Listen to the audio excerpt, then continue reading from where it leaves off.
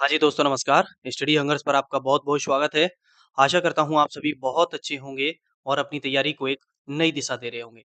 साथियों, हमारी चयन परीक्षा का नोटिफ़िकेशन आ चुका है और अब हमारा जो सिलेबस था, वो भी हमें पता चल चुका है कि हमारे सिलेबस में जो है, वो कौन-कौन से हमारे विषय रहने वाले हैं।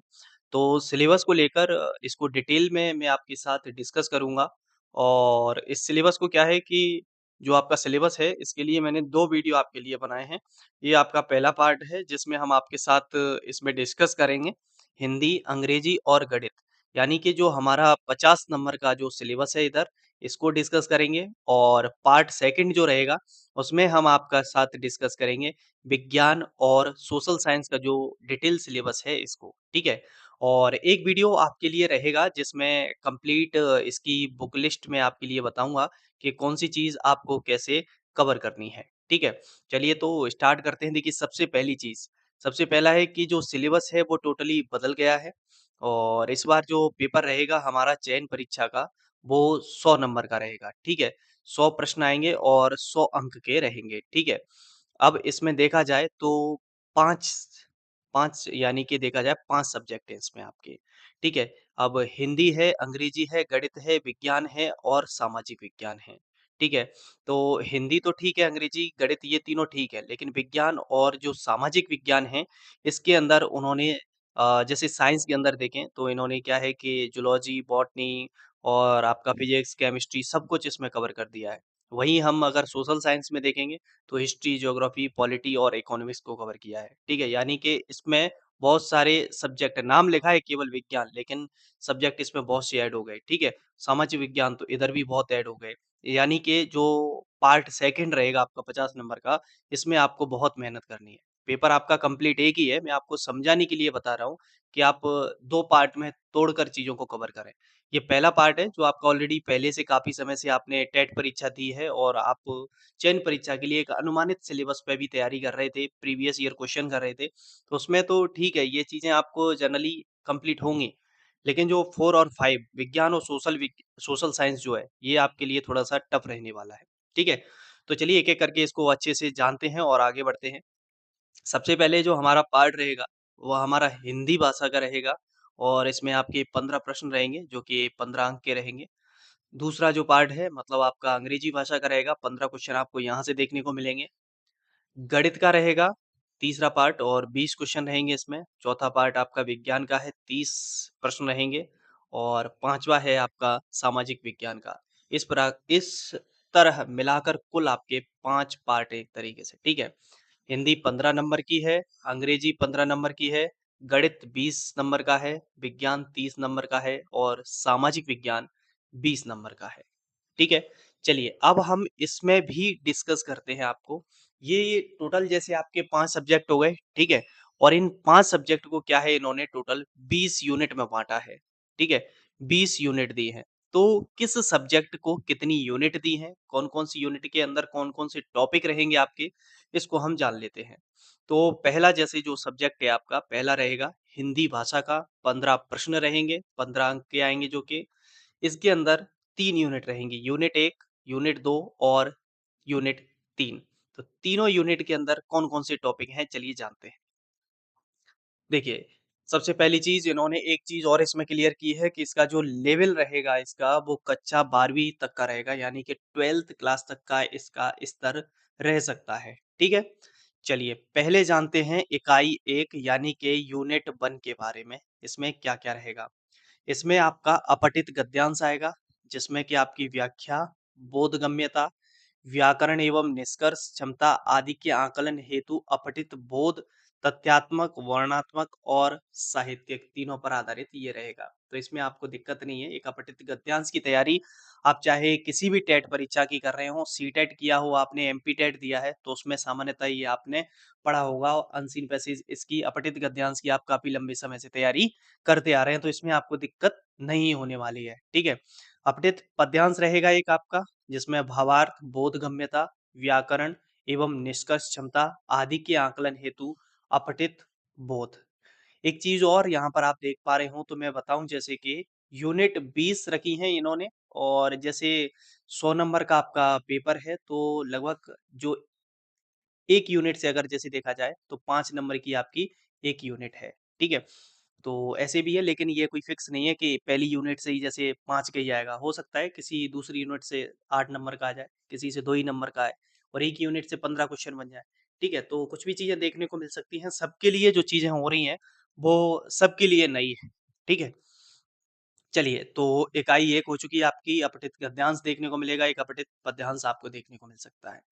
इकाई 2 की बात आती है, तो इकाई 2 के लिए हिंदी वर्णमाला एवं वर्णों के जो उच्चारण स्थान हैं, इससे संबंधित क्वेश्चन देखने को मिलेंगे। वर्तनी संबंधी अशुद्धियाँ, संज्ञा, लिंग, वचन, कारक, सर्वनाम, क्रिया विशेषण, अव्यय, तत्सम शब्द, तद्भव शब्द, देशज शब्द, विदेशी शब्द, पर्यायवाची, विलोम, अनेक शब्दों वाक्यांश के लिए एक शब्द। तो ये आपका यूनिट 2 में रहेगा, ठीक है? जो कि आपकी हिंदी व्याकरण की ग्रामर रहेगी। देखिए, मैं आपसे बार-बार कह रहा हूँ कि टोटल आपकी 20 यूनिट हैं। 20 यूनिट को 1 यूनिट को जैसे 5 नंबर का भी मान लें तो 20 5 100 आपका इस तरीके से हो जाएगा। इसके लिए बुक लिस्ट भी मैं आपके लिए अगला वीडियो जो आएगा वो आपका बुक लिस्ट भी मैं बताऊँगा कि कौन से सब्जेक्ट के लिए आपको कितनी कौन-सी बुक पढ़नी है, किस तरीके से आपको प्रैक्टिस करनी है। टेस्ट जो है वो आपके कहाँ पर आपको मिलेंगे, सब चीज़ें आपके साथ बताई जाएँगी। ठीक है? चलिए अब आते हैं इकाई 3। इकाई 3 में अगर हम आएँ तो वाक्य संरचना, वाक्य के भेद, रचना के आधार पर और अर्थ के आधार पर।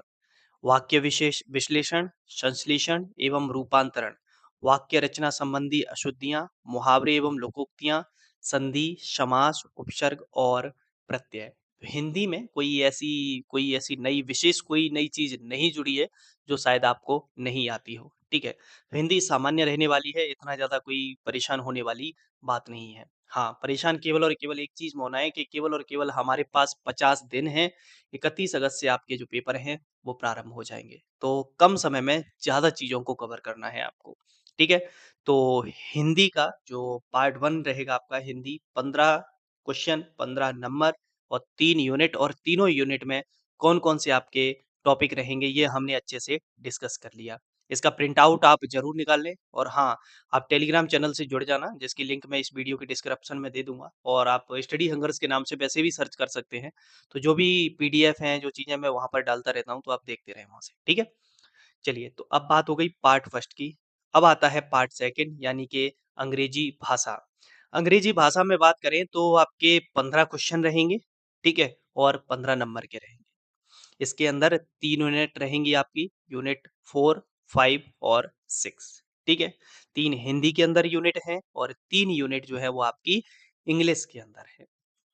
चलिए, अब इंग्लिश में आते हैं, तो इंग्लिश में भी जो लेवल है वही सभी विषय का लेवल जो है वो हायर सेकेंडरी स्तर का ही है, 12वीं तक का है। यूनिट 4 की बात करते हैं। यूनिट 4 में देखें तो reading unseen passage, prose, poetry जो कि फैक्चुअल, डिस्क्रिप्टिव और literary to essays, comprehension, interpretation, interference, inference and vocabulary, synonyms और एंटोनिम्स आपको देखने को मिलेंगे। ठीक है, तो कोई परेशानी वाली बात नहीं है। एक अनसीन पैसेज या प्रोज आपके लिए आएगा, उसमें से जिस तरीके से जो क्वेश्चन छाँटने के लिए दिए जाते हैं, एंटोनिम्स, सिनोनिम्स या उससे संबंधित जो पैसेज में है उसमें दे दिया जाएगा, इससे रिलेटेड इसका भाव बताइए, ठीक है? चलिए यूनिट 5 में देखें तो वन वर्ड सब्स्टिट्यूट, प्रीफिक्स और सफिक्स की बात हो रही है यहाँ पर। 3 टॉपिक ये हो गए आपके। अब पार्ट ऑफ स्पीच पूरा हो गया आपका इसमें। पार्ट ऑफ स्पीच में आपके noun, pronoun, propositions, conjunctions, verb, adverb, adjectives और डिटरमाइनर्स ये आपके यहाँ पर 8 टॉपिक ये हैं। यानी कि इंग्लिश की ग्रामर आ गई। जिस तरीके से यूनिट 5 में आपने हिंदी की ग्रामर को देख रहे थे, उसी तरीके से यहाँ पर इंग्लिश की ग्रामर आ गई है। ठीक है? आर्टिकल्स और डिग्री। ठीक है? यूनिट 5 आपकी होगी यहाँ पर। अब हम बात करते हैं यूनिट 6 की, तो tenses, subject verb agreement, transformation of sentences, affirmative, negative, interrogative, kind of sentence, ठीक है? तो सेंटेंस की जो टाइप्स होते हैं उसके बारे में बात हो रही है, सिंपल, कंपाउंड और कॉम्प्लेक्स सेंटेंसेस। तो ये आपके रहेंगे यूनिट 6 में, ठीक है? इंग्लिश का जो पार्ट है आपका दूसरे नंबर का है और इसमें जो है 15 क्वेश्चन आएँगे, 15 नंबर के रहेंगे और 3 यूनिट रहेंगी आपकी, यूनिट 4, 5 और 6, ठीक है? तो हमारी हिंदी कंप्लीट हो गई। इंग्लिश कंप्लीट हो गई। अब हम बढ़ते हैं तीसरे पार्ट की ओर, जो कि रहेगा गणित का। गणित में जो है वो आपके 20 क्वेश्चन रहेंगे और 20 नंबर के रहेंगे, ठीक है? इसके अंदर जो यूनिट हैं वो आपकी 4 यूनिट रहेंगी, यूनिट 7, 8, 9 और 10, ठीक है? तो गणित का जो भाग है कितने नंबर का रहेगा आपका? 20 नंबर का, 20 क्वेश्चन आएँगे और 4 यूनिट में इसके सिलेबस को इन्होंने बाँटा है। चलिए मैथ का जो सिलेबस है वो थोड़ा-सा बड़ा है, तो अच्छे से ठीक है, मेहनत करें आप, पहले से ही कर रहे हैं मेहनत तो। अब यूनिट 7 जो है, अब इसमें देखिए इन्होंने क्या-क्या रखा है। संख्या पद्धति, नंबर सिस्टम में बहुत सी चीज़ें इन्होंने यहाँ पर उठाकर पटक दी हैं। संख्या पैटर्न, मूलभूत संक्रियाएँ, समय, माप और मुद्रा पर आंकिक प्रश्न, स्थानीय मान, स्थायी मान, अरबी अंक पद्धति, अंतर्राष्ट्रीय संख्यांकन पद्धति, संख्याओं की तुलना, व्यावहारिक प्रयोग में बड़ी संख्याएँ और ये यहाँ पर पूरा आप देख पाएँ एलसीएम, एचसीएफ, ठीक है? और सम संख्याएँ, विषम संख्याएँ, भाज्य, अभाज्य, वर्गमूल, घन और घनमूल, घातांक और घात, अपरिमेय संख्याएँ, वास्तविक संख्याएँ, उनके दशमलव प्रसार, संख्या रेखा पर वास्तविक संख्याओं का निरूपण, वास्तविक संख्याओं पर संक्रियाएँ, वास्तविक संख्याओं के लिए घातांक नियम, अंकगणित की आधारभूत प्रमेय। संख्या पद्धति में बहुत सारे टॉपिक इन्होंने ऐड कर दिए हैं। ठीक है? तो इन टॉपिक को इंडिविजुअल आप जहाँ से भी पढ़ना चाहें आप वहाँ से पढ़ सकते हैं। मैं फिर भी कह रहा हूँ कि रेफ़रेंस के लिए मैं आपको कुछ सोर्सेज़ बताऊँगा, जहाँ से आप चीज़ों को कवर करेंगे। ठीक है? चलिए, अब बात आती है अनुपात और समानुपात टॉपिक, राशियों की तुलना, अनुपात और समानुपात, सीधा और प्रतिलोम समानुपात। बीजगणित दे दिया यहाँ पर इन्होंने, बीजीय व्यंजक, बीजीय व्यंजकों के गुणनखंड, बहुपद दे दिए, एक चर वाले बहुपद के शून्यक, शेषफल प्रमेय, बहुपदों का गुणनखंड, बीजीय सर्वसमीकरण और शून्यकों के ज्यामितीय अर्थ, किसी बहुपद के शून्यकों और गुणांकों में संबंध, रैखिक समीकरण, एक चर वाले रैखिक समीकरण, दो चरों वाले रैखिक समीकरण, ये भी दे दिया है और दो चरों में रैखिक समीकरण युग्म, रैखिक समीकरण युग्म का ग्राफीय विधि से हल, तो यह टॉपिक आप यहाँ से देख सकते हैं। ठीक है? तो यूनिट 7 इकाई 7 में इतने सारे टॉपिक आपको देखने को मिले और यहाँ से देखेंगे तो 5 नंबर आपके बनेंगे। ठीक है? चलिए इकाई 8 की बात कर रहे हैं हम यहाँ पर। इकाई 8 में देखें यूनिट 8 में, तो ज्यामिति एवं निर्देशांक ज्यामिति, ज्योमेट्री की बात हो रही है, कोऑर्डिनेट ज्योमेट्री भी है। सममिति, रेखाएँ एवं कोण, प्रतिच्छेदी रेखाएँ और अप्रतिच्छेदी रेखाएँ, कोणों के युग्म, समांतर रेखाएँ और तिर्यक रेखा, एक ही रेखा के समांतर रेखाएँ, त्रिभुज, त्रिभुजों के प्रकार, त्रिभुजों के कोण, योग गुण, त्रिभुजों के गुण, त्रिभुजों की सर्वांग समता, त्रिभुजों की सर्वांग समता के लिए कसौटियाँ और ये त्रिभुज का पूरा दे दिए यहाँ पर समरूप त्रिभुज और पाइथागोरस प्रमेय, यानी कि त्रिभुज से रिलेटेड जो भी क्वेश्चंस बनते हैं वो। फिर आती है चतुर्भुज की, तो चतुर्भुजों में जो-जो क्वेश्चन हैं वो आपके यहाँ पर कवर है, देख रहे हैं आप चतुर्भुजों के प्रकार, समांतर चतुर्भुज के गुण, ये सब चीज़ें, ठीक है? फिर आप देखेंगे आगे चलेंगे तो फिर यहाँ पर आपको वृत्त, सर्कल की बात हो गई, वृत्त से संबंधित जीवा द्वारा एक बिंदु पर आंतरिक कोण, केंद्र से जीवा पर लंब, 3 बिंदुओं से जाने वाला वृत्त और उसके बाद फिर निर्देशांक ज्यामिति में द्विविमीय, कार्तिकीय पद्धति, तल में एक बिंदु आलेखित करना, जबकि इसके निर्देशांक दिए हों, दूरी सूत्र, विभाजन सूत्र और त्रिभुज का क्षेत्रफल। देखिए, बहुत सारे टॉपिक इसमें यूनिट 8 में इन्होंने दिए हैं, आप इसको देख सकते हैं। मैं फिर भी कह रहा हूँ प्रिंट आउट निकलवा लेना चीज़ों का, तो चीज़ें आसान हो जाती हैं थोड़ा समझने में, ठीक है? चलिए, इकाई 9 इकाई 9 में बात करें, तो इकाई 9 यानी कि यूनिट 9 में आपके में क्षेत्रमिति रखी है मेंसुरेशन और इसका परिमाप और क्षेत्रफल, हीरोन का सूत्र, त्रिभुज का क्षेत्रफल, हीरोन के सूत्र द्वारा चतुर्भुजों के क्षेत्रफल ज्ञात करना, वृत्तों से संबंधित क्षेत्रफल, वृत्त का परिमाप, क्षेत्रफल, त्रिज्यखंड, घनाभ का पृष्ठीय क्षेत्रफल, घन का पृष्ठीय क्षेत्रफल, लंबवृत्तीय बेलन का पृष्ठीय क्षेत्रफल, ठीक है? गोले का पृष्ठीय क्षेत्रफल, घनाभ का आयतन, घन का आयतन, ठोसों के एक संयोजन का पृष्ठीय क्षेत्रफल, ठोसों के एक संयोजन का आयतन, ये इन्होंने क्षेत्रमिति वाला टॉपिक रखा यूनिट 9 में, ठीक है? तो इसको आप अच्छे से देख लें। तो ये कौन-कौन से टॉपिक हैं, इसको आप नोट डाउन करना चाहें, नोट भी कर सकते हैं अपनी कॉपी में। आपको पता रहेगा कि कौन-सी यूनिट हमारी कवर होती जा रही है, कौन-कौन से हमारे टॉपिक कवर होते जा रहे हैं, तो इसका एक की नोट्स आप बनाते जाएँगे, है ना? अंडरलाइन करते जाएँगे उसको, तो चीज़ें आसान होती हैं। अगली यूनिट 10 इकाई 10 में क्या रखा है? सांख्यिकी, स्टैटिक्स रखा है और प्रोबेबिलिटी प्रायिकता रखी है। सांख्यिकी में आंकड़ों का संग्रह, आंकड़ों का प्रबंधन, आंकड़ों का प्रस्तुतिकरण, आंकड़ों का आलेखीय निरूपण, केंद्रीय प्रवृत्ति के माप, मीन, मीडियन, मोड वाला जो है आपका माध्य, बहुलक, ठीक है? माध्यक और प्रायिकता रखी है। प्रायिकता में आपका एक प्रायोगिक दृष्टिकोण, प्रायिकता एक सैद्धांतिक दृष्टिकोण, ठीक है? और यादृच्छिक परीक्षण, त्रिकोणमिति और त्रिकोणमिति में भी आपकी ये बता दिए कि कौन-कौन से कोण से रहेंगे। त्रिकोणमिति सर्वसमीकरण रहेंगी, हाइट एंड डिस्टेंस से रिलेटेड क्वेश्चन रहेंगे, ठीक है? तो ये जो रखे हैं वो यूनिट 10 में रखे हैं। अब आपके माइंड में चीज़ें हो गई होंगी। मैंने कहा कि 5 सब्जेक्ट हैं, उसमें से मैं 2 टुकड़ों में बाँट कर चीज़ों को आपको बता रहा हूँ। एक हमने बना दिया पार्ट 1 का, पार्ट 1 में हमने 3 सब्जेक्ट कवर किए। पहला हिंदी, हिंदी में 15 क्वेश्चन 15 नंबर के, 3 यूनिट, यूनिट 1, 2, 3, दूसरे पर अंग्रेजी 15 क्वेश्चन 15 नंबर के, यूनिट 4, 5, 6 और तीसरे नंबर पर गणित 20 क्वेश्चन 20 नंबर के और आपके इसमें यूनिट 7, 8, 9 और 10।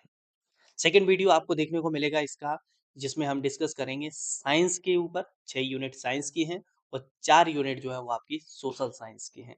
उसके सिलेबस को हम आपके साथ डिस्कस करेंगे, ठीक है? और बाकी की आपके कोई भी चीज़ें आप चाहते हैं, आपके जो भी मन में डाउट आ रहे हो, क्वेश्चन आ रहे हो, आप मुझे कमेंट के माध्यम से बता दिया करो। मेल आईडी भी दी हुई है, आप उस पे मेल भी कर सकते हैं, ठीक है? चलिए फिर मुलाकात करेंगे अगली वीडियो में। जब तक आप सभी अपना ख्याल रखिए। जय हिंद, जय भारत।